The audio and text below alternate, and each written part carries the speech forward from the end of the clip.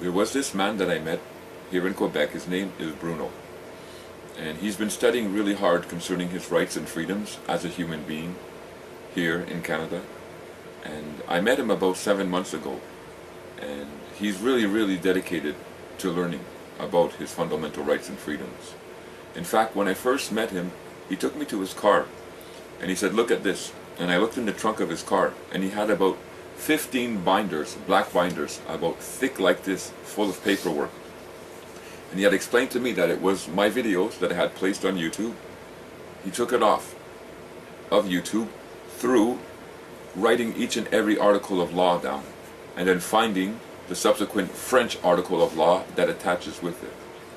Over the past 7 months, we've become friends. I've spent some time with him at his house, and he's come by my house, and I enjoy his company.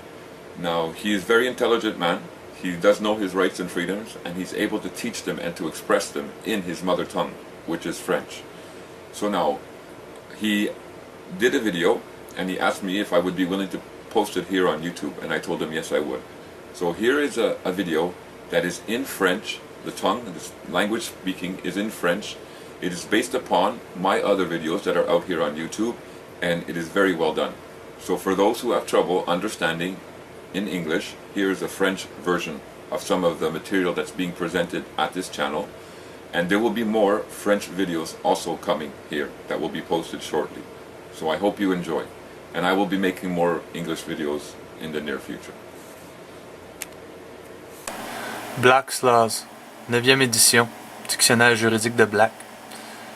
Intrinsic, belonging to a thing by its very nature, not dependent on external circumstances, inherent, essential.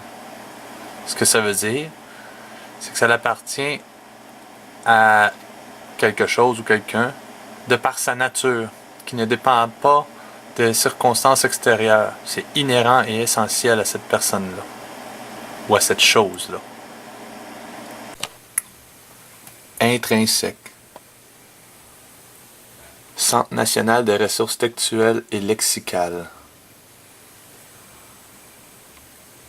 En parlant d'un objet ou d'une personne qui est inhérent, indépendant de tous les facteurs extérieurs. La Charte des droits et libertés de la personne. Québec.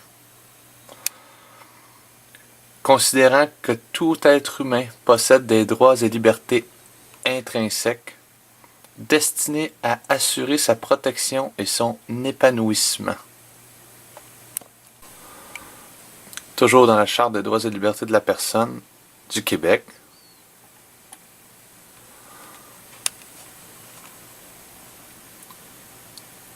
Liberté et droits fondamentaux. Article 1. Tout être humain a droit à la vie, ainsi qu'à la sûreté, à l'intégrité et à la liberté de sa personne.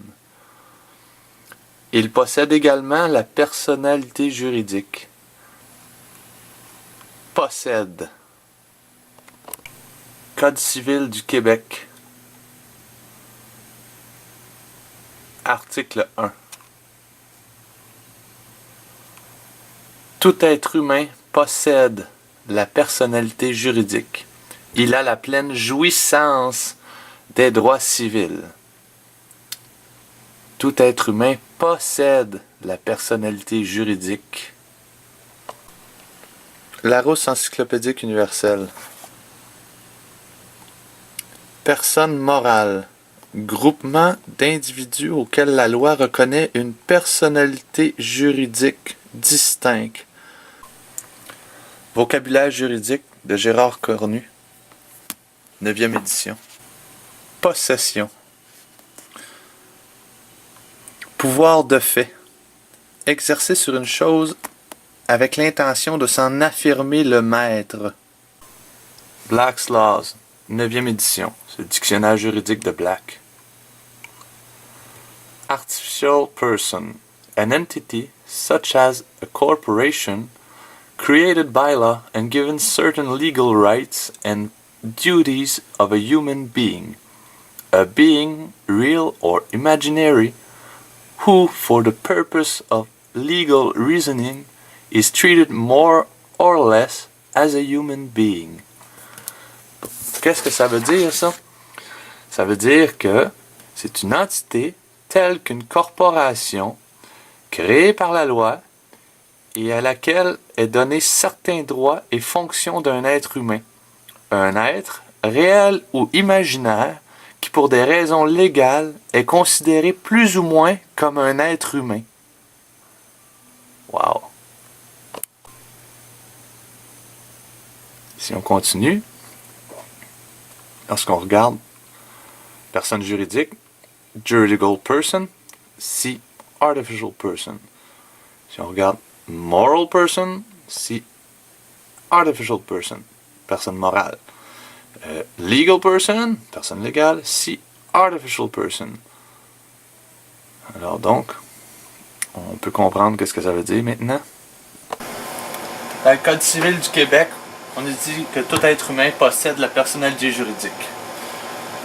La personnalité juridique, personne morale, personne légale, c'est la même chose qu'une personne artificielle, selon Black's Laws.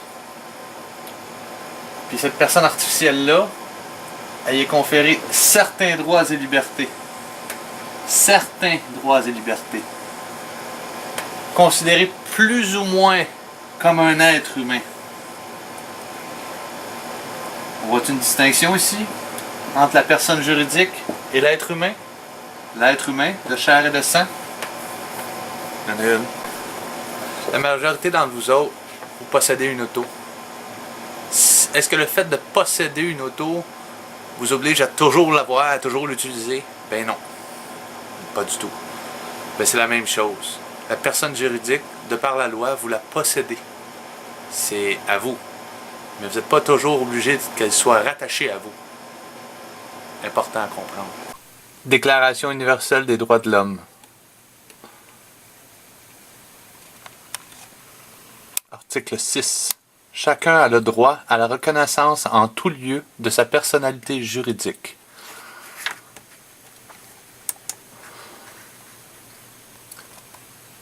Pacte international relatif aux droits civils et politiques.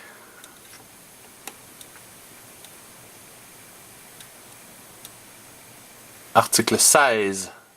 Chacun a droit à la reconnaissance en tout lieu de sa personnalité juridique.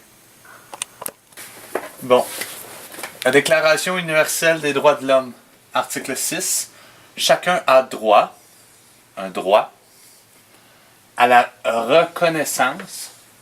J'ai le droit à la reconnaissance en tout lieu de sa personnalité juridique. Puis le Pacte international relatif aux droits civils et politiques, article 16, dit exactement la même chose. On voit encore clairement ici que c'est un droit. C'est pas une obligation d'être reconnu en tant que personne juridique. On est d'abord et avant tout des êtres humains, des hommes et des femmes. En comprenant bien qu'on possède la personnalité juridique, qu'on a le droit à la reconnaissance de celle-ci, mais que ce n'est pas une obligation, c'est là qu'on peut reprendre notre place en tant qu'être humain, en tant qu'homme et femme. Parce que ce qui se passe, c'est que les êtres humains, les hommes et les femmes, en position d'autorité, présument automatiquement que vous êtes une personnalité juridique. Et vous ne considèrent même pas comme des humains, même si la plupart d'entre eux sont même pas conscients de ça. Mais vous êtes automatiquement attaché à votre personnalité juridique avec toutes les choses qui s'y rattachent. Que on va suivre au fil des vidéos. Allégeance. Vocabulaire juridique de Cornu. Situation de dépendance d'une personne envers le souverain dont elle est le sujet ou plus généralement envers l'État dont elle a la nationalité. Situation de dépendance d'une personne. On se souvient de la définition de personne. Nationalité. On va regarder le point numéro 2. Notion exprimant le rattachement d'une personne morale à un état déterminé. Rattachement résultant de divers critères. Constitution, siège social, contrôle, et conférant à la personne morale les droits réservés par la loi de l'État à ses nationaux. C'est encore une fois assez clair. Serment de citoyenneté, Canada. Le texte du serment est comme suit. J'affirme solennellement que je serai fidèle et porterai sincère allégeance à Sa Majesté la Reine Élisabeth II, Reine du Canada, à ses héritiers et successeurs, que j'observerai fidèlement les lois du Canada et que je remplirai loyalement mes obligations de citoyen canadien. La raison pourquoi vous êtes considérés comme étant des personnalités juridiques, c'est qu'ils s'y rattachent des obligations et des devoirs, dont le serment à la citoyenneté, qui jure de prêter allégeance à la reine et à ses héritiers, et blablabla, blablabla, qui signifie qu'on leur permet d'être en situation d'autorité au-dessus de nous. Vocabulaire juridique de Cornu, 9e édition, toujours. Citoyen. Membre d'une cité ou d'un groupement politique. Parfois synonyme de national ou ressortissant d'un État, voire sujet. Personne qui, dans un État démocratique, participe à l'exercice de la souveraineté, soit dans la démocratie indirecte, par l'élection de représentants, soit la démocratie directe, par l'assistance à l'Assemblée du peuple. Droit du citoyen. Par opposition aux droits de l'homme. Droit de participer au gouvernement de la cité. Je l'aime pas mal, celle-là. Droit du citoyen, c'est par opposition aux droits de l'homme. Encore ici, on peut voir qu'il y a une distinction qui se fait entre le citoyen, qui est une personne morale, une personnalité juridique, et l'homme, qui est un être humain de chair et de sang. Centre national de ressources textuelles et lexicales. Sujet. En parlant d'une personne ou d'une collectivité qui est soumise à une autorité souveraine. Si on regarde le vocabulaire juridique de Gérard Cornu, sujet, du latin subjectus, placer sous, soumettre. La personne légale, la personnalité juridique, c'est le citoyen canadien. Quand on est identifié comme citoyen canadien, ce qu'on fait en permanence, on est considéré comme étant une personne juridique, une personne légale, pas comme un être humain. En étant citoyen canadien, on a prêté un serment d'allégeance. Je me souviens pas de l'avoir fait, mais de par la loi, c'est ça. On est soumis. On est les sujets de la reine et de ses partis politiques. Donc on est soumis à leurs lois qui passent jour après jour et dont il y en a une panoplie et sur lesquelles on va s'arrêter un petit peu. Un autre sujet très intéressant. Loi sur la gestion des finances publiques. Article 19.1. Sur recommandation du Conseil du Trésor, le gouverneur en conseil peut a. Fixer par règlement pour l'octroi par licence, permis ou autre forme d'autorisation d'un droit ou avantage par Sa Majesté du chef du Canada ou en son nom le prix à payer individuellement ou par catégorie par les attributaires du droit ou de l'avantage. Alors, selon la loi sur la gestion des finances publiques, article 19.1, sur recommandation du Conseil du Trésor, le gouverneur en conseil peut fixer par règlement pour l'octroi d'une licence, permis ou autre forme d'autorisation d'un droit ou avantage par Sa Majesté, dont nous sommes les sujets reconnus comme ses sujets, du chef du Canada, ou en son nom, donc tous ces partis politiques qui travaillent au nom de la reine. Le prix à payer individuellement ou par catégorie pour les attributaires du droit. Les attributaires, c'est encore une fois notre personne morale, notre personne légale, du droit ou des avantages. Donc, si on veut comprendre maintenant qu'est-ce que ça veut dire l'article 1 du Code civil qui dit tout être humain possède la personnalité juridique, il a la pleine jouissance des droits civils. Voilà la jouissance qui vous est donnée. À partir de maintenant, comme vous êtes reconnu comme un citoyen canadien, un sujet de la reine, peu importe ce que vous faites maintenant, là, pour l'octroi de naissance, ben, vous allez payer. On va vous dire le prix que vous avez à payer pour avoir cette jouissance-là. Alors, l'étape où on pouvait sortir, aller chasser pour se nourrir, dire moi je m'en vais tirer un lièvre, j'aime le lièvre, le chevreuil, l'orignal. Non, tu peux plus faire ça. Il faut que tu aies le droit, faut que tu aies payé pour ce droit-là. Loi constitutionnelle de 82. Partie 1, Charte canadienne des droits et libertés. La première chose qu'il mentionne, attendu que le Canada est fondé sur des principes qui reconnaissent la suprématie de Dieu et de la primauté du droit. Centre national de ressources textuelles et lexicales. Suprématie. Supériorité de puissance. Centre national de ressources textuelles et lexicales. Primauté. Prééminence, situation de ce qui est au premier rang. Bon, loin de moi l'idée de vous expliquer à quoi croire ou pas croire, à vous embarquer dans quoi que ce soit. Mais comme on voit dans la loi constitutionnelle de 82, attendu que le Canada est fondé sur des principes qui reconnaissent la suprématie de Dieu et la primauté du droit.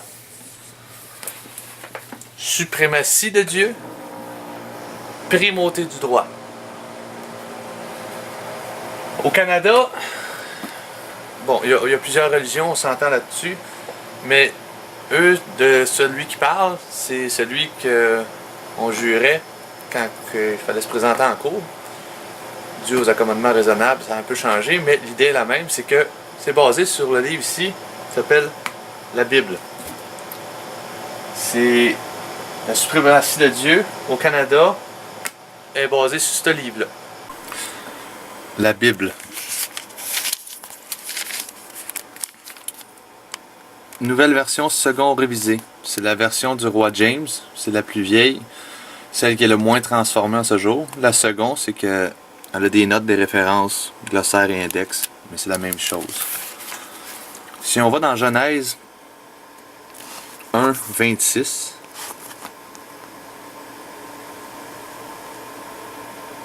Dieu dit, faisons l'homme à notre image, selon notre ressemblance, pour qu'il domine sur les poissons de la mer, sur les oiseaux du ciel, sur le bétail, sur toute la terre et sur tous les reptiles qui rampent sur la terre. Si on descend juste ici à 28, Dieu les bénit, et Dieu leur dit, soyez féconds, multipliez-vous, remplissez la terre et soumettez-la, dominez sur les poissons de la mer, sur les oiseaux du ciel et sur tout animal qui rampe sur la terre. Alors donc, de par la loi constitutionnelle 82, qui est la suprématie de Dieu, qui est basée sur la Bible, Genèse 1, 26-28, qu'on vient de voir, on est considérés comme des êtres humains, des hommes et des femmes. Pour nous filtrer ces droits-là, eux, ils ont été avec la primauté du droit, qui sont les lois de la reine et de ses représentants, avec laquelle ils nous considèrent, par défaut, comme des personnes légales. Personne légale, personnalité juridique, personne morale. Ce qui fait que maintenant, on est des sujets, des citoyens canadiens, sujets de la reine, soumis. La Charte canadienne des droits et libertés. Article 26. Maintien des autres droits et libertés. Le fait que la présente charte garantit certains droits et libertés ne constitue pas une négation des autres droits et libertés qui existent au Canada. La Déclaration canadienne des droits, article 5.1. Aucune disposition de la partie 1 ne doit s'interpréter de manière à supprimer ou restreindre l'exercice d'un droit de l'homme ou d'une liberté fondamentale non énumérée dans la dite partie et qui peuvent avoir existé au Canada lors de la mise en vigueur de la présente loi. Charte des droits et libertés de la personne, Québec.